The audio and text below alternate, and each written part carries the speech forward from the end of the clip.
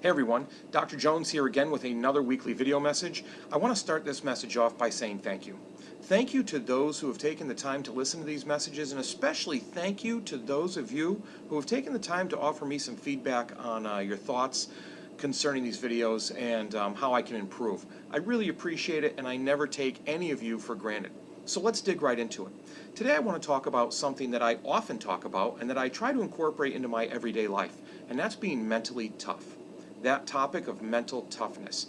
And the reason I want to talk about it today is my mind was triggered because I was listening to Bob Burg's podcast, The Go-Giver Leader, and he had on LaRae Quy, who's a very special individual. She was an FBI counterintelligence person.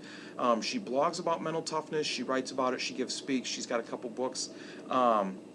So she really knows what she's talking about, I guess is what I'm trying to say without getting too tongue-tied.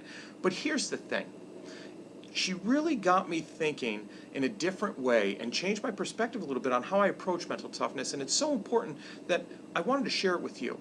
You see, often we split people up into optimists and pessimists.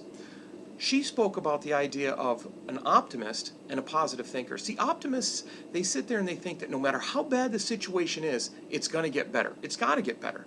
Positive thinkers sit around and say, well, not really sit around, but they think of the world around them that it's bad, yes, and that things aren't going well, but the question they ask themselves is, what am I going to do to make it better?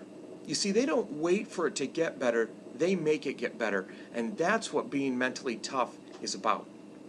So there are a couple ways to look at this, and I thought that a simple way to put this into perspective has to do with questions, and questions we ask ourselves.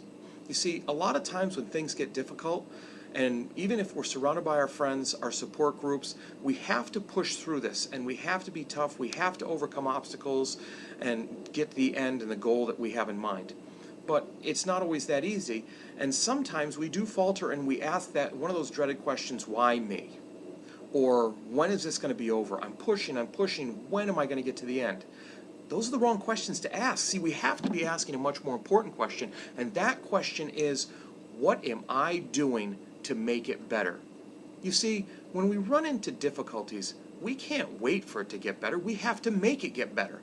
And that makes all the difference. If we want to be better people, if we want to be better at a job, if we want to get skilled at some other thing in our life, we can't wait for it to happen by taking little steps and wading through all the difficulties that come along. We have to face those difficulties. We have to be mentally tough, and we have to show that we're mentally tough by getting our head wrapped around the actions that we need to take and then taking them. So that twisted my perspective just a little bit because, remember, you need to ask the important questions. It's not about why or when, it's about what.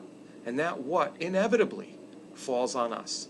So go out there and make sure you're asking, what can I do to make my life a better life? Because it's out there, we just have to go get it.